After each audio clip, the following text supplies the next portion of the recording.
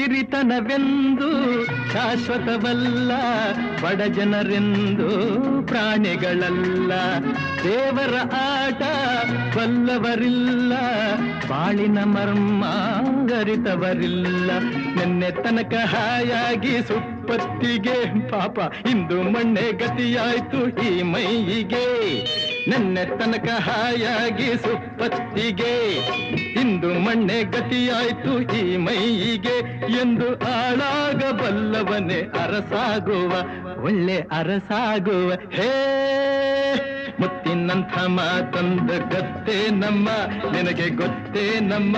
ನಾವು ಕಾಲಕ್ಕೆ ತಕ್ಕಂತೆ ನಡೆಯಬೇಕು ಎಂದು ತಾಳಕ್ಕೆ ತಕ್ಕಂತೆ ಕುಣಿಯಬೇಕು.